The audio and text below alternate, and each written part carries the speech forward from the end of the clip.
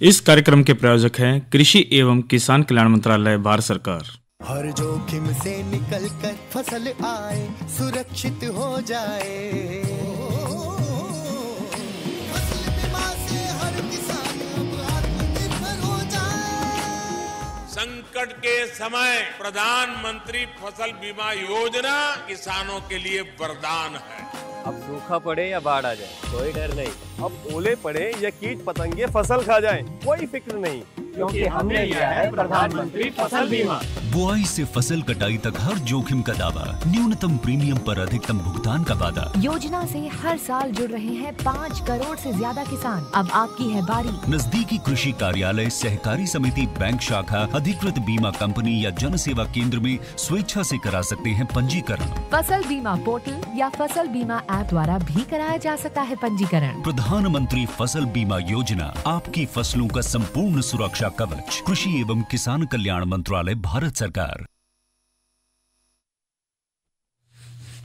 कार्यक्रम किसानवाणी सुनने वाले सारे बहन भाइयों ने विनोद मोरवाल की राम राम।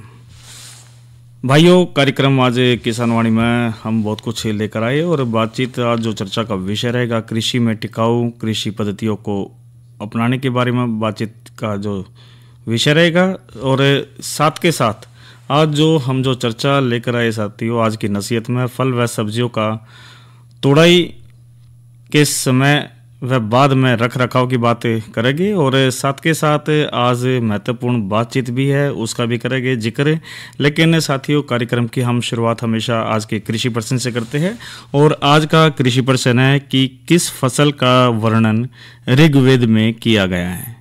प्रश्न एक बार फिर से, किस फसल का वर्णन ऋग्वेद में किया गया है। तो साथियों, उस फसल का आपको नाम बताना है और इसका जो सही उत्तर है साथियों, आपने हमारे को 9466021336 यानी 94,660,21,336 पर केवल SMS के माध्यम से आपने हमारे को इसका जवाब 6:50 से पहले देना है। और जो विजेता होगा साथी भाई, उसको बधाई भी देंगे और उसको बधाई के साथ साथ साथियों उनके नाम भी बताओगे ताकि कार्यक्रम में हम शामिल कर सकें। तो साथियों, कार्यक्रम की जो शुरुआत तो आज के कृषि प्रश्न से हुई है, लेकिन साथियों महत्वपूर्ण बातचीत भी ज़रूर हम आपके बीच में लेकर आए, क्योंकि हमारी जो कोशिश है साथियों कि प्रगतिशील किसान बहन भाई है उनके पास जाकर जो खेती वो अपना रहे हैं, उनके जो अनुभव है, जो बातचीत है, तो साथियों वो बातचीत ज़रूर करते हो। और एक की बार साथियों हमने जो बातचीत करी है प्राकृतिक खेती विषय पर करी है। और भाई योगेश भाई है जो गांव जाजल सोनीपत से है और उनसे हमने बातचीत करी थी प्राकृतिक खेती के पर। तो सुनते हैं उन बातचीत के अंश कार्यक्रम किसानवाणी में। साथियों, आज हम बात करेंगे मास्टर योगेश से, और जो गांव जाजल से है और सोनीपत जिले के अंदर हम आए इनके खेतों में और इनसे बातचीत करते भाई किस प्रकार से ये खेती से फायदा ले रहे हैं। तो मास्टर योगेश जी, आपका स्वागत है। नमस्कार जी, मेरा नाम योगेश है जी। तो आपने कितनी शिक्षा कर रखी जी? मैं MA हूँ जी। तो शिक्षा के साथ साथ भाई नौकरी कर रहे हो या खेती कर रहे हो? नौकरी भी कर रहा था, अब मैंने नौकरी छोड़ दी पिछले 1 साल से। अब मैं पूरा टाइम अपना खेती पे दे रहा हूँ। तो 30 किले जिस प्रकार से आपके पास है, तो क्या क्या बो रखा है इसमें? मैंने इसमें जी सब्जियां बो रखी हैं और गेहूं बो रखे। गेहूं के साथ साथ मैंने इस बार एक नया काम भी करना शुरू किया है जिसपे सरकार बड़ा ध्यान दे रही है, ऑर्गेनिक खेती। ऑर्गेनिक, जो ऑर्गेनिक खेती यानी कि जो प्राकृतिक खेती है, तो किस प्रकार से आपका रुझान आया भाई प्राकृतिक खेती मैंने?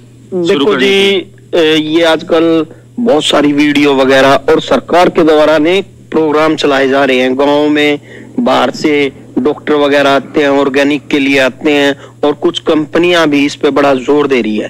तो हमने सोचा क्यों ना हम करें। तो मैंने इसको ध्यान में रखते हुए इस बार 2 किले गेहूं ऑर्गेनिक बोए हैं जी। उसमें मैंने कोई खाद नहीं डाला है, ना यूरिया ना DAP, और ना ही मैंने उसमें कोई स्प्रे की है। मैंने उसमें केंचुए का खाद डाला है। अच्छा। और केंचुए का खाद ला के डालता हूँ उसमें जितना भी खाद लगाया, परंतु उसमें पैदावार तो 1-2 बार कम होगी। क्यों होगी? क्योंकि जो हम पहले पेस्टिसाइड मारते हैं उससे क्या, हम पैदावार बढ़ाने के लिए अभी हमें ज्यादा से ज्यादा मुनाफा हो, हम ज्यादा से ज्यादा खाद डालें। बिल्कुल। और जिससे कि हमें बीमारियां, हमारे हर चीज में बीमारी साथ चलती है। कोई भी खेती करते हैं तो हम ये सोचते हैं कि ज्यादा से ज्यादा अच्छी से अच्छी पैदावार हो और ज्यादा से ज्यादा पैसा मिले। तो जिस प्रकार से ऑर्गेनिक खेती, प्राकृतिक खेती, भाई चलो कम होती पैदावार, लेकिन ऑर्गेनिक की तरफ कैसे रुझान बढ़ा आपका? देखो जी, ये तो बार बार गांव में समाज में देखते हैं अभी इतनी बीमारियां हो रही हैं। किस कारण?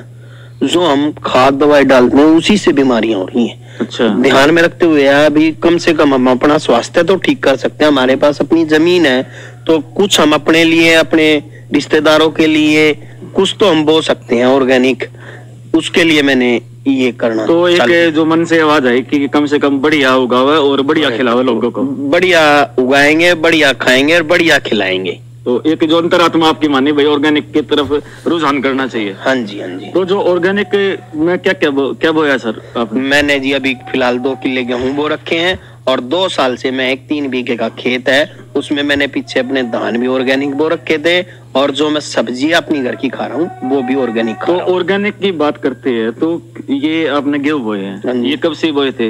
ये अक्टूबर में बोए थे। अक्टूबर में बोए थे। और अब फसल अच्छी खड़ी है जी। खड़ी है। हाँ जी। तो मार्च अप्रैल के बाद आप इसको हो जाएगी। हाँ जी। तो वैसे तो तकरीबन जो यदि हम देखें अक्टूबर में जिस तरह आपने बोए तो शुरुआत इसमें किस तरह करनी चाहिए? कोई ऑर्गेनिक की तरफ आना चाहिए रुझान? तो देखो क्या शुरुआत सबसे पहले हमें यह है कि कोई पेस्टिसाइड नहीं डालना। जैसे हमें कोई गेहूं बोना है या कोई सब्जी बोनी है तो हमें अपना गोबर का खाद, केंचुए का खाद या हम किसी गौशाला से गौमूत्र जैसे कि वो इकट्ठा करवा के उसको डाल सकते हैं। और एक वो बनता है कि यानी कि हम वो बना सकते हैं जैविक दवाइयाँ गोबर से, गुड़ से, इससे मिला के 1 हफ्ते के बाद फिर उसी की स्प्रे कराएं।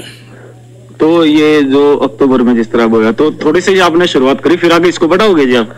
देखो जी, मैं पहले 3 साल तक इन्हीं 2 किलो पे काम करूंगा। क्योंकि 3 साल में जाके पूर्ण रूप से ये ऑर्गेनिक होंगे। 1 साल में ऑर्गेनिक नहीं होगा। 3 साल में जो हमने जितना पेस्टिसाइड आज तक डाल रखा है वो खत्म होगा।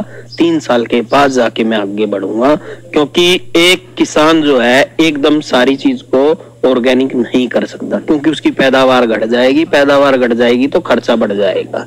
तो धीरे धीरे मतलब कि उससे जमीन का इलाज होगा। हाँ जी, धीरे धीरे। तो ये अब 2 किलो में आपने जो गया तो ऑर्गेनिक तो आप बढ़ा रहे हो, अब इसको मार्केट की तरफ भी आप रुझान करोगे इसको? देखो जी, टाइम टू टाइम देखेंगे। पहले तो अपना पूरा करेंगे फिर उसके बाद मार्केट की तरफ चलेंगे। पहले अपना भी तो पूरा करना है ना अपने लिए, फिर अपने के बाद जब ज्यादा बढ़ जाएगा फिर मार्केट। तो आपने जैसे ऑर्गेनिक उगा रखा है तो आसपास से ये भी है भाई बनने भी गेहूं दिए, बनने भी दिए। हाँ जी, कई ऐसी बातचीत आ रही है? हाँ जी, बहुत आ रही है। कई पूछ रहे हैं क्या रेट रहेगा।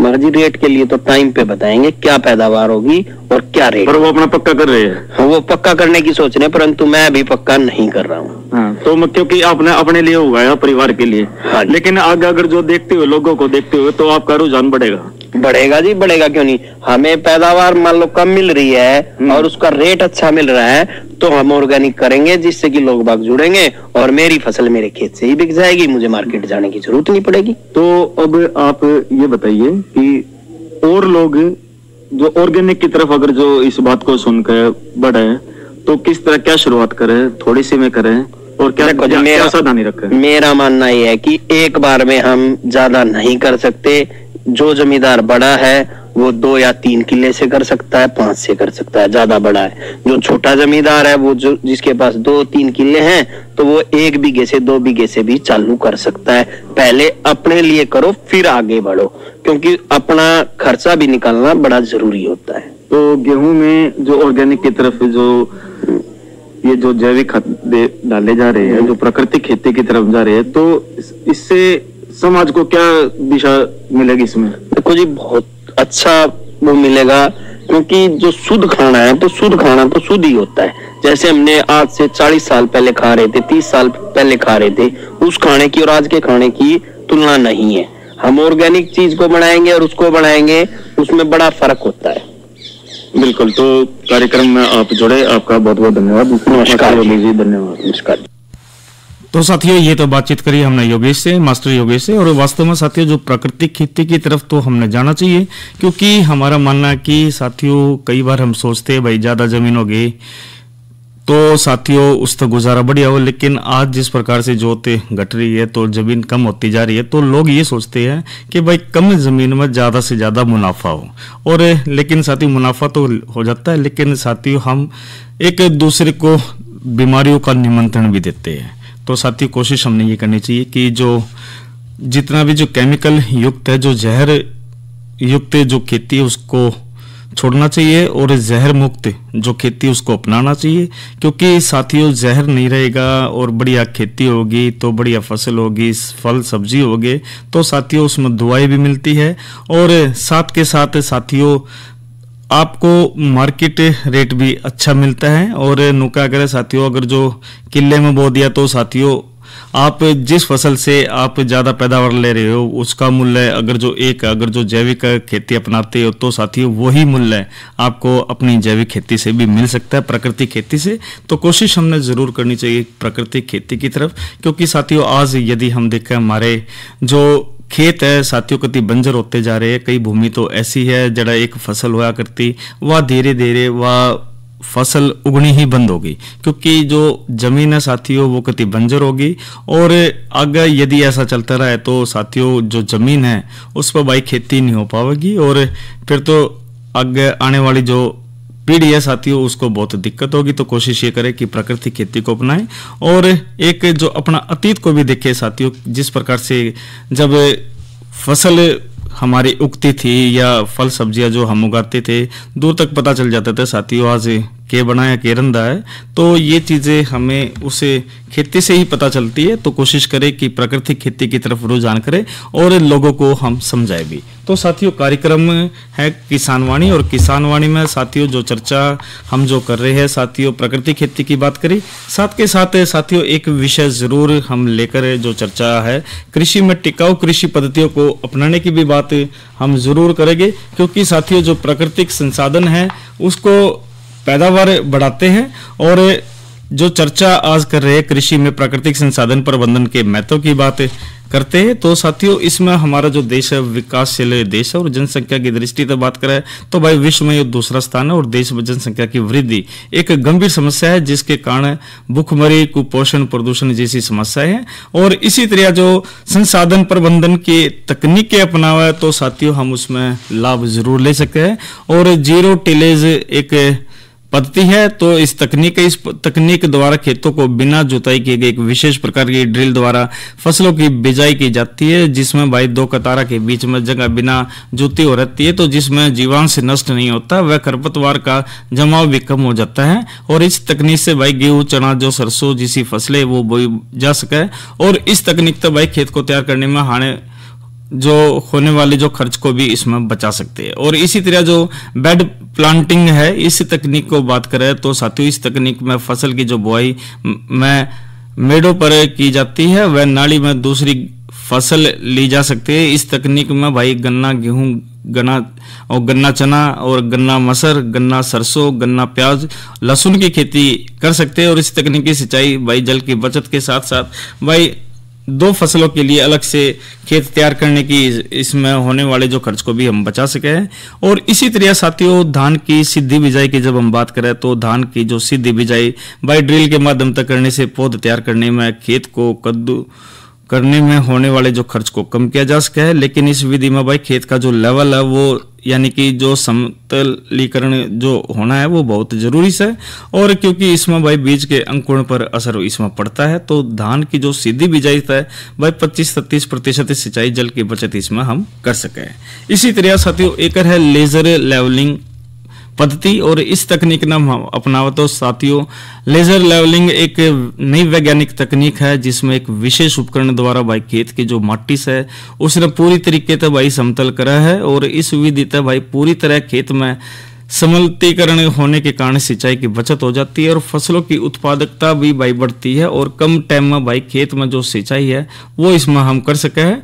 और अन्य कृषि तकनीक की बात करें तो इसकी सुझाव की बात करें तो भाई फसलों की जो सिंचाई के लिए भाई नई सिंचाई प्रणालियों का प्रयोग को हमने बढ़ावा देना चाहिए। और बूंद बूंद सिंचाई यानी कि जिस नाम ड्रिप विधि का देते हैं इसके द्वारा 30 से 50% पानी की बचत की जा सकती है। और फव्वारा सिंचाई की बात करें जिसने भाई अंग्रेजी में स्प्रिंकलर भी बोल देते, या जो स्प्रिंकलर विधि है, इसमें भाई 13 से 43% पानी की जो बचत के गिल्ला फसलों के उत्पादन में भी भाई इसमें बढ़ोतरी इसमें की जा सकती है। तो साथियों, ये बातचीत हम कर रहे कार्यक्रम किसानवाणी में। और एक और चर्चा पद्धति की बात कर लेते भाई, वर्षा जल का संरक्षण की बात करें तो वर्षा के जल का समुचित दोहन व बचाव के लिए जहां तक संभव हो भाई भूमि को समतल करना चाहिए और वर्षा शुरू होने से पहले खेत के चारों ओर जो मेड़बंदी कर देनी चाहिए, ताकि वर्षा को जल भूमि में जावे और बहकर बेकार ना जावे। और इसी तरह उन्नत कृषि गतिविधियां की बात करें तो भाई जल व भूमि संरक्षण के लिए भाई उन्नत कृषि विधियां, जिस तरह भाई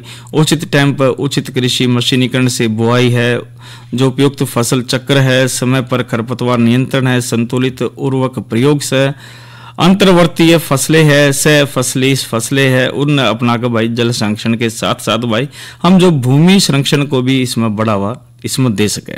और भाई जो नई तकनीक में धान कटाई के बाद जो फसल अवशेषों को बिना जलाए हैप्पी सीडर मशीन से भाई गेहूं की बिजाई कृषि मशीनरी में एक सराहनीय कदम है, जिसमें भाई भूमि जल संरक्षण के साथ साथ भाई पर्यावरण सुरक्षा भी की जा सकती है। और भाई देखो, सरकार तो इसमें पैसे भी देती है ताकि भाई जो फसल जो हम जो अपशिष्ट पदार्थ है भाई उन्हें हम जला देते, भूसे न जला देते, तो ऐसा ना करें और पर्यावरण का भी हमने ध्यान रखना चाहिए। और भाई कुल मिलाकर अगर जो बात करें तो भाई सुदूर संवेदन का कृषि के क्षेत्र में उपयोग यो दर्शाता है कि भाई यो एक महत्वपूर्ण तकनीक से जिस तक कृषि से संबंधित जो जानकारी को भाई सरलता पूर्वक इकट्ठा कर सका है। और जो पारंपरिक तकनीकों से भाई इन आंकड़ों को इकट्ठा करने में भाई ज्यादा मेहनत पीसा और लोग इसमें लोग लगते हैं, तो इनमें से एक सीमित क्षेत्र के आंकड़े इसमें प्राप्त होते हैं। तो सुदूर संवेदन तकनीक से ये आंकड़े एक बड़े क्षेत्र के लिए और काफी टाइम में इकट्ठे किए जा सकते हैं। साथ ही साथ भाई पी से भी इसमें कम खर्च होते हैं। तो सुदूर संवेदन से प्राप्त आंकड़ों का उपयोग भाई कृषि क्षेत्र के अवलोकन है, नियोजन है और प्रबंधन में किया जाता है, जो कि भाई किसी भी देश के लिए भाई यो महत्वपूर्ण कार्य है। और सुदूर संवेदन के क्षेत्र में नित नई तथा अग्रिम तकनीकों का विकास कृषि क्षेत्र में भाई शोध और जो अध्ययन के नए आयाम भी खोलता है। तो साथ ही इसमें हमने सहयोग करना चाहिए और प्राकृतिक संसाधन प्रबंधन अपनाने चाहिए और पैदावार हम इसमें हम बढ़ा सकते हैं। तो साथियों, कार्यक्रम है किसानवाणी और यह जो चर्चा करी थी भाई कृषि में प्राकृतिक संसाधन प्रबंधन के महत्व के बारे में बात करी थी। और अन्य जो चर्चा भी जरूर करेंगे भाई कृषि में टिकाऊ कृषि पद्धतियों को अपनाने की। लेकिन साथियों, पहले हम बता देते भाई, एक जानकारी दे देते भाई मौसम की। और जो आज का जो अधिकतम तापमान है, अधिकतम 22 और जो न्यूनतम की बात करें तो 8 डिग्री सेल्सियस से रिकॉर्ड किया गया है। इसी तरह भाई आने वाले 24 घंटे की भी हम बात कर लेते हैं। आने वाले 24 घंटे की बात करें तो भाई अधिकतम 24 और न्यूनतम 9 डिग्री सेल्सियस रहने की संभावना है। और भाई कुल मिलाकर अगर जो क्या हुआ तो भाई मौसम थोड़ा साफ रहेगा, लेकिन ठंड भाई सुबह शाम की तो बढ़े रही है, तो अपना जरूर ध्यान रखें। टावरा का भी रखा रहेगा और डांगर ढोर का भी आप जरूर ध्यान रखिए। और भाई कल के कृषि कार्यक्रम की यदि हम बात करें तो साथियों, कार्यक्रम में हम जो कल लेकर आए कार्यक्रम थारी चिट्ठी मारेगी। तो और इसके साथ साथ जो साथियों हम जो सोमवार को जो कार्यक्रम अपना लेकर आए हैं साथियों, इसमें हम जो बातचीत करेंगे, इसमें जो चर्चा का विषय रहेगा भाई राष्ट्रीय बांस मिशन की बात करेंगे। और भाई नई फसल नई उमंग में हम बात करेंगे औषधीय फसल मुलट्ठी की काश्त में सावधानी और कुछ महत्वपूर्ण जानकारी। और भाई लोक संगीत तो हमेशा रहता ही है। और भाई लोक संगीत की जड़े तक बात है तो भाई कार्यक्रम में हमारे जो प्रगतिशील किसान बहन भाई वो भी बात जरूर देख रहे हैं भाई, एक रागनी जरूर हम आपको सुना देते हैं। और इस रागनी के बाद भाई उन चिट्ठियों का भाई उन जो SMS है उनको भी जरूर लेंगे, जो हमारा आज का कृषि पर्सन था। और इस कृषि पर्सन के बाद उनके नाम भी जरूर बताओगे। तो सुनते हैं ये रागनी। एक बार भिखारी आया थारे दर्शन का तेसाया, कोई होगा लुकमा का मैं वो कह रहा अंदर आना से बार भिखारी आया थारे दर्शन का तेसाया, कोई होगा लुकमा का मैं वो कह रहा अंदर आना से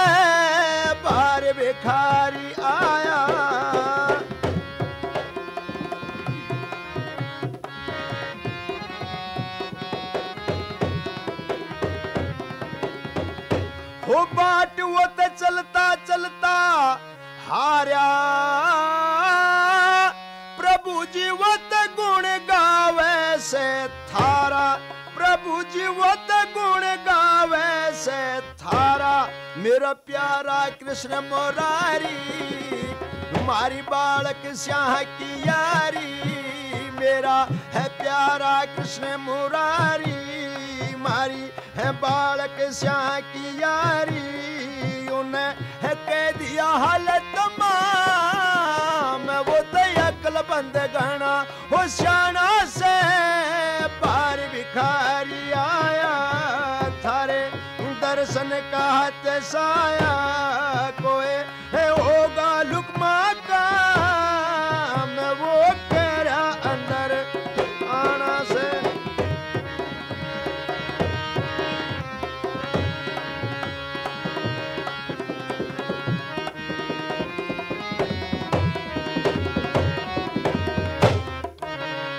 हो सुंदर चेहरा मीठी बोली, खड़े न दयान बतेरी होली, खड़े न दयान बतेरी होली। हो बोली शान बहुत सर मारा, माथे पे तिलक लगारा, बोली है शान बहुत सर मारा, माथे पे तिलक लगारा, वो ते दिखे सच्चा श्याम, युग ब्राह्मण के सा हो बाना से पार भिखारी आया, थारे दर्शन का तिसाया, वो है योगा लुकमा का, मैं वो कह रहा अंदर आना से।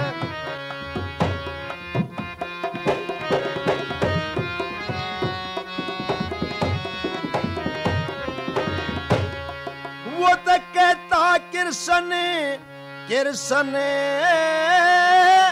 फेट लू तो फिर हो जिया प्रसन्न, फेट लू तो फिर हो जिया प्रसन्न।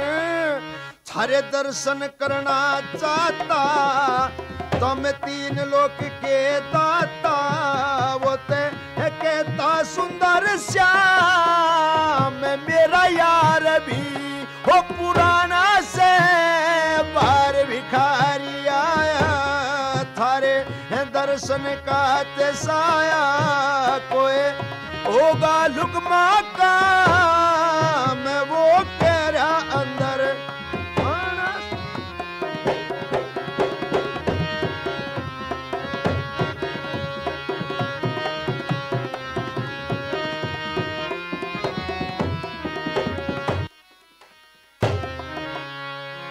कह जगन्नाथ रटो भवानी मात, हो शर पे सतगुरु जी का हाथ, शर पे सतगुरु जी का हाथ, को बात रात दिन कर जा, फिर या पे सब कन्यो चर जा, को बात रात दिन कर जा, फिर है आप सब कन्यो चर जा, तेरे सिद्ध हो जाएंगे काम, पड़ा सारी उम्र का हो गाना से पार भिखारी आया, थारे दर्शन का तिसाया, कोई होगा लुकमा का, मैं वो कह रहा अंदर आना से।